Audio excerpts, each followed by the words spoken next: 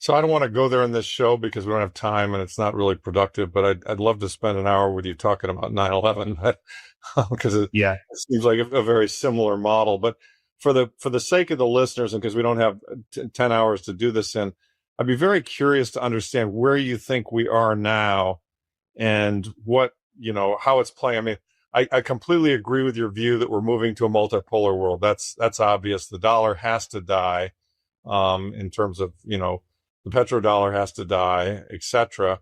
I mean, some would almost arguably say that, this whole Mad King Trump thing is an act in order to have it die and have us get shoved out of the Middle East and go back to a sounder money kind of gold standard. And do you agree with that? And if that's the case, I noticed this morning you said you weren't very troubled at all by Trump's apocalyptic tweet this morning. I kind of had the same reaction, but I'm not really sure why. But it feels to me, I mean, if you look at what Vance is saying, and he's over, I believe, in Budapest in Hungary, and saying there'll be, I mean, my guess is we're getting set up here for some kind of a peace deal in the next couple of days, and Trump's going to declare an enormous victory and explain why he wants the Nobel. I mean, is that kind of how it feels to you, or how do you see these more recent developments? Yeah, but I have to have a bit more nuance there because Please. I constantly fluctuate between my humanitarian hat and my analytical hat, and the Yeah. both are in complete opposite directions. The deaths are real, the tragedy is real, it's Oh, yeah. disgusting, it's a humanitarian crisis. But the military industrial complex, they're the type of people that would manufacture weapons that are made specifically for 7-year-old kids that have smaller, there is a zero ethics environment Oh, I in know. terms of this manufacturing of war.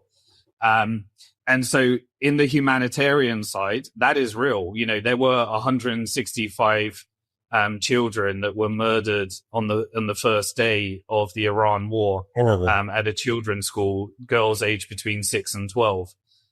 Those are all real deaths. There was a humanitarian starvation famine campaign in Gaza. These are real human tragedies and disasters. But on the analytical side, there is, in my perspective, real power and fake power. I think we've hit a stage where America and the collective West, through the process of financialization, securitization, globalization, and this debt-based Ponzi scheme that is central banking, have been fully captured by private corporate interests. Now, you sound like a radical lefty or something like that. I'm apolitical. I don't buy into these left versus right narratives or anything like that. People think I've got Trump derangement syndrome, but I also had Biden derangement syndrome and Keir Starmer derangement syndrome and, Clinton derangement syndrome. So whoever the leader is, you kind of get pushed into this team sports. But I believe the West is fully captured when we went into this globalization, America destroyed its manufacturing base. China became the global manufacturing base, and America became energy independent. That broke the whole system, because effectively China is needing energy.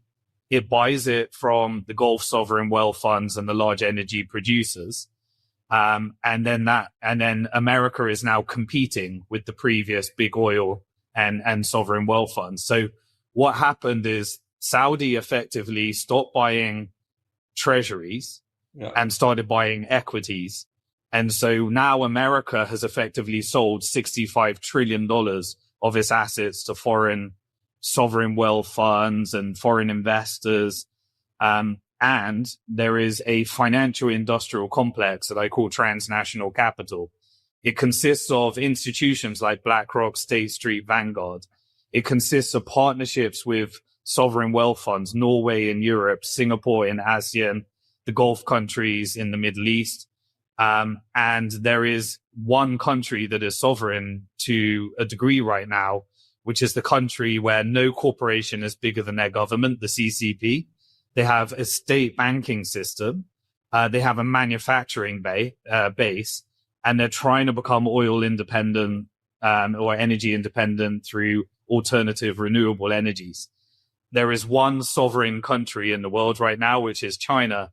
So China is dictating terms because all the sovereign wealth funds rely upon them purchasing energy. And then that lies into investments in the capital markets. And then what happens in America or the West, you have three main powers: technology, which is algorithms and control over media; finance, which is leverage through financial weapons of mass destruction, derivatives; private equity, private credit; central banking, retail banking, investment banking, asset management. And then you have military. But the military are public companies. So while they get a degree of autonomy because they're funded by the Pentagon, they still are public companies. So they rely upon this financial industrial complex. So I call it a FIC, MIC and TIC: financial industrial complex, military industrial complex, and technical industrial complex. Uh-huh. I believe that transnational capital, through lobby, controls Senate, Congress, and through the military and deep state, are able to bribe judicial. So everything you see in politics is theatrical uniparty. You get a little bit of left and right that looks like internal difference, but the same financial industrial complex benefits. Yeah. And I believe that Trump is very aligned with the financial industrial complex.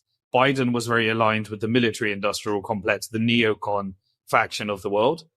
And I believe that the financial industrial complex want a drastic change in the Middle East, a transition to regional stability and the end of the forever war, because the Gulf countries have co-opted BlackRock, State Street, Vanguard, and China is now dictating terms. And America can't just blow up the region and prop up the petrodollar. Right. So I think everything we've seen over the last 5 years, even when it goes from closed border to open borders, I believe Trump was installed for a specific purpose. I think tariff policy was BlackRock's policy. I think Russia already won the war before Trump was installed. I think that China already won the trade war, and tariffs was the reset of the world order. And I think Iran effectively is escalating this through the closure of Strait of Hormuz for the final battle that leads to a pre-negotiated outcome and deal. But you need to use the US military, Israeli military, and IRGC to effectively get rid of all the US infrastructure in the Middle East, which IRGC is doing. Israel's getting rid of the proxies that are going to be integrated, like Lebanon will integrate with Hezbollah eventually. Anyone's not on board goes. And effectively, America is destroying Iranian infrastructure. And within Iran, you'll notice there's a difference between the IRGC and the government. The government is aligned with China. IRGC are deciding who needs to go in order to move to this new transition. And we're seeing a big theatrical but real and dangerous war in order to manage that transition that really becomes like a fall of the Berlin Wall moment. I don't think Trump knows exactly what comes next, which is why he's so radical in terms of his rhetoric. But this, I do believe, is an escalate to de-escalate. And on April the 15th, Xi Jinping and Trump were meant to meet. That was delayed by a month. And so on May the 14th, Xi Jinping and Trump are meant to meet at the China summit.